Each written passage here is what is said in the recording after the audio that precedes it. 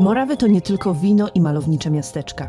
To także kraina zamków, ukrytych w lasach, stojących dumnie na skałach, z widokiem na rzeki i góry. Warowne grody, średniowieczne twierdze, groźne fortece nie do zdobycia, czy zamki rodem z baśni i bajek. Zamki, zameczki, pałace w otoczeniu niesamowitej natury, górujące nad miasteczkami i wsiami. Ile jest zamków w Czechach? Różne źródła podają różne liczby, ale w statystykach liczby te wahają się między 2 a 3 tysiące. Uwzględniając powierzchnię tego kraju, liczba ta stawia Czechy na pierwszym miejscu wśród europejskich krajów pod kątem zagęszczenia tego typu obiektów. Ale które z nich są naprawdę warte odwiedzenia? W tym filmie zabierzemy Cię do 10 wyjątkowych miejsc. Niektóre z nich zachwycają jak z bajki, inne straszą ruinami, ale wszystkie mają w sobie coś, czego nie znajdziesz nigdzie indziej. Prawdziwą duszę Moraw. Od potężnego Pernsteina przez tajemniczy Sowiniec i romantyczny Bołzow, po ruiny Czornsteina, z których rozpościera się widok, jakiego nie zapomnisz. Przygotuj się. Ruszamy w podróż po najpiękniejszych zamkach Moraw. To nasza absolutnie subiektywna lista. A który z nich Ty chciałbyś odwiedzić jako pierwszy?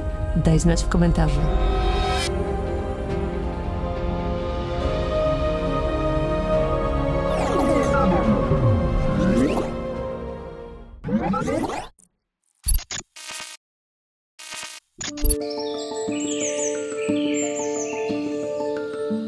Zaczynamy od prawdziwego ukrytego skarbu. Czornstein to ruiny zamku położone wysoko nad rzeką Dyją, w pobliżu zapory Wranow. Dziś pozostały tu tylko mury i wieża, ale kiedy staniesz na szczycie, zobaczysz widok, który po prostu zapiera dech. To jedno z tych miejsc, gdzie wyobraźnia naprawdę zaczyna działać. Może nie jest to zamek z pierwszych stron folderu turystycznego, ale właśnie za ten klimat od ludności i surowości daje mu 10. miejsce. Bogata historia zamku sięga XIV wieku. To opowieść o buncie, oblężeniu i tragicznym końcu, gdyż zamek został zniszczony przez samego króla. Legendy mówią, że gdy słońce zachodzi nad Czornsteinem, w jego murach można dostrzec cień dawnych rycerzy, którzy nigdy nie opuścili swojej twierdzy.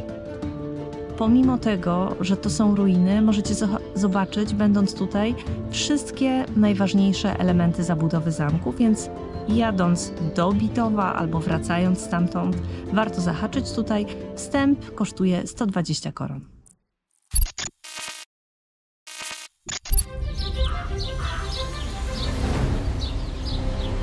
Niedaleko zamku Czornstein, na skalnym cyplu nad rzeką, stoi Bitow, zamek jak z bajki. To jeden z najstarszych zamków na Morawach. Gotycki zamek został wzniesiony w XI wieku, a w XIX wieku przebudowany na styl romantyczny. Dziś przyciąga nie tylko pięknem, ale i ekscentryczną historią. Jego dawny właściciel, baron Hass von Hassenfels, był zapalonym miłośnikiem zwierząt i zgromadził w zamku kolekcję ponad 50 wypchanych psów, która została wpisana nawet do Księgi Rekordów Guinnessa. Spokojnie, podobno wszystkie pieski miały tam dobre życie i zmarły śmiercią naturalną. To także jeden z najbardziej nawiedzonych zamków Moraw. Legendy mówią o duchach dawnych właścicieli, a od śmierci barona w nocy słychać szczekanie, jakby jego ulubieńcy wciąż pilnowali domu. Dla amatorów mocnych wrażeń czekają zamkowe kazamaty, loch głodowy oraz sala tortur.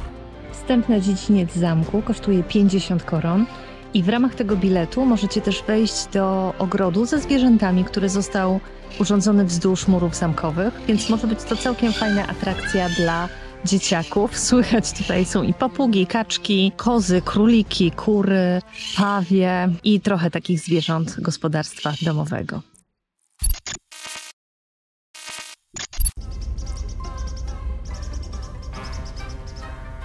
Wśród malowniczych wzgórz niskiego Jesionika wznosi się dumnie zamek Sowiniec. Surowy, kamienny, monumentalny, ma prawdziwie średniowieczny charakter. To nie zamek z bajki, ale prawdziwa twierdza, która wiele przeszła. Powstała 100 lat wcześniej budowla stała się w XV wieku ważną husycką warownią. W czasie II wojny światowej w zamku stacjonował oddział SS, a część pomieszczeń zaadaptowano na więzienie, co dodaje temu miejscu mrocznej historii. Dziś Sowiniec tętni życiem. Odbywają się tu turnieje rycerskie, jarmarki i rekonstrukcje historyczne. Przy parkingu przy zamku Sowiniec jeszcze znajdujemy przepiękną zastawkę, czyli przystanek zadaszony, obudowany, a w środku pełno książek. Zajebiste.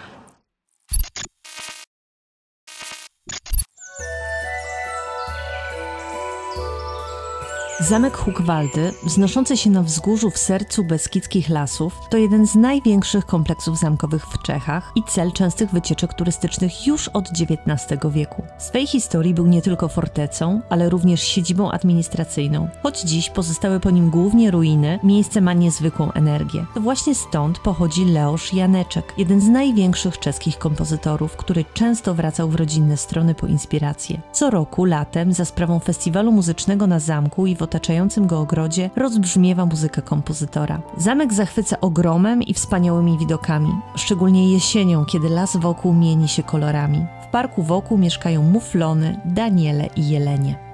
Naschledaną. Tak. No. Hop. Psy się zablokowały. I sztink. I zamek zamknięty. Uzawarte. Ale no, zamek jest petarda. Naprawdę, jest ogromny. Jest cały czas odbudowywany. Oj, naprawdę, musiał być potężny za czasów swojej świetności. Potężny.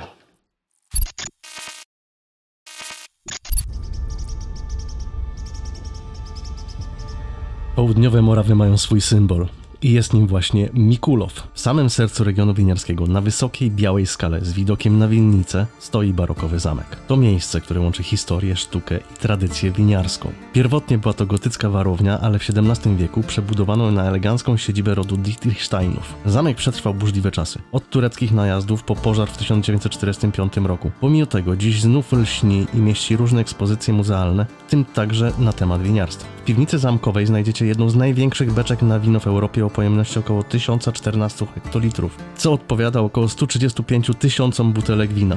Do zamku przynależą także piękne ogrody zamkowe, a panorama z zamkowego tarasu jest jedną z najpiękniejszych na całych Morawach. Tego zamku nie mogło zabraknąć w naszym zestawieniu, choćby ze względu na szczególny sentyment do Mikułowa. Uważamy, że tego miasteczka w żadnym przypadku nie można ominąć podróżując po południu Moraw, a my wracamy tam przy każdej możliwej okazji. Kochamy je za niepowtarzalny klimat i wspaniałe wina.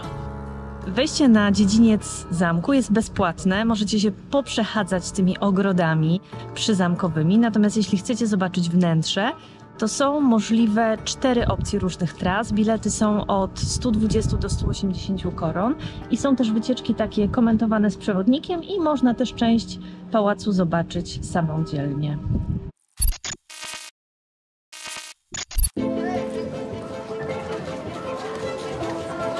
Na Morawach Północnych, niedaleko autostrady łączącej Ołomuniec z Ostrawą, leży nad miastem Lipnik nad Beczwą zamek Helfsztyn. To potężna warownia, która już z daleka robi wrażenie. Jeden z największych kompleksów średniowiecznych ruin zamkowych w Republice Czeskiej. Twierdza rozciągająca się na 4 dziedzińcach z 6 bramami i rozległymi murami obronnymi. Helfsztyn to zamek kowali i miłośników stali. Co roku w sierpniu odbywa się tu międzynarodowy zjazd kowali artystycznych Hefajston. Mury zamku rozbrzmiewają dźwiękiem młotów i iskrami ognia, a odwiedzający mają niepowtarzalną okazję podziwiać umiejętności kowali z całego świata przy pracy. Dzięki temu zamek szczyci się unikalną kolekcją kowalstwa artystycznego. Dzisiaj wstęp na zamek jest za darmo, więc cebula alert, nie płacimy za bilety wstępu, ponieważ odbywa się tutaj Festiwal Dziedzictwa Kultury Europejskiej i można sobie wejść od tak. No i dlatego od tak jest tutaj pierdyliard ludzi.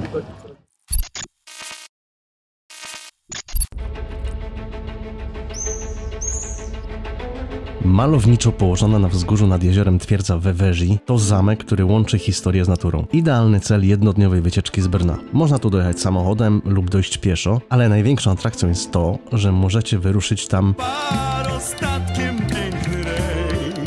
który w sezonie letnim kursuje w ramach brneńskiej komunikacji miejskiej. Spacer po murach Weveří to podróż przez 9 wieków, od romańskich fundamentów po renesansowe dziedzińce, a jego niezwykłe położenie docenił nawet młody Winston Churchill, który odwiedził to miejsce podczas podróży po Morawach. Na zamku jest gospoda, oczywiście winoteka, ale jest też taka restauracja, ale bardziej bar Winston. Dlaczego Winston? Ano dlatego, że udokumentowano, że 3 razy na zamku w Weveří przebywał Winston Churchill.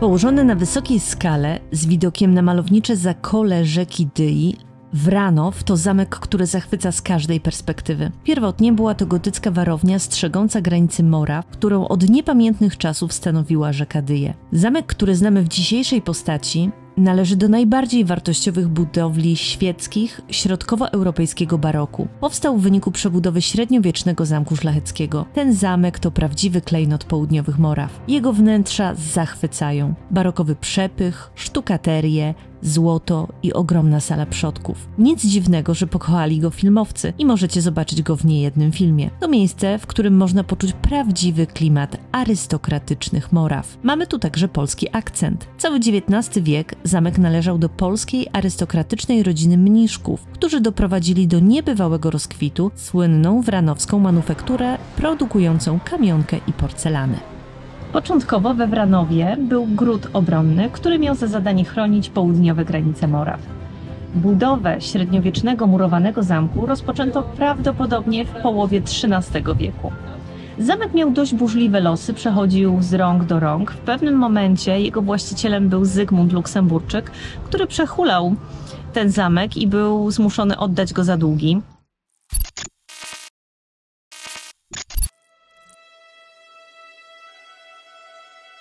Jeśli mielibyśmy wskazać zamek, który wygląda jak wyjęty z bajki Disneya, to bez wątpienia będzie to Bełżów. Trudno o bardziej filmowy zamek, ze strzelistými wieżami, mostem zwodzonym i kamiennym dziedzińcem jest w zasadzie gotową scenografią do bajek i filmów. I faktycznie stanowił kulisy wielu produkcji filmowych. Bełżów to dzieło zarówno średniowiecza, jak i romantycznej przebudowy z XIX wieku. Zamek jest w pełni wyposażony i urządzony. Wygląda, jakby dosłownie przed chwilą wyszli z niego jego poprzedni właściciele. I to nie tylko wrażenie świetnie zorganizowanych wystaw, ale faktycznie Bełżów w przeciwieństwie do innych średniowiecznych zamków nigdy nie opustoszał. Od końca XV wieku znajdował się w rękach krzyżackich. Jego właścicielem był niegdyś sam arcyksiąże Eugeniusz Habsburg, wielki mistrz zakonu krzyżackiego, który kazał przebudować twierdzę tak, by wyglądał jak idealny zamek rycerski z legend. On sfinansował również całą przebudowę ze swoich prywatnych funduszy. Zamek Bełżów jest idealny na wycieczkę z dziećmi, gdyż czeka tam na nich wystawa przedstawiająca naturalnej wielkości smoki z bajek i rycerzy, którzy z nimi walczyli. Uczciwie trzeba przyznać, że zamek robi mega wrażenie, wygląda po prostu jak z bajki, te takie baszty, wieżyczki. Piękne okiennice, takie biało-czerwone. No robi to wrażenie, więc gorąco polecam. Szczególnie jak będziecie mieli możliwość, żeby wejść do środka i pooglądać jeszcze to, co w środku, ale z zewnątrz jest wystarczająco, żeby się nacieszyć takimi widokami.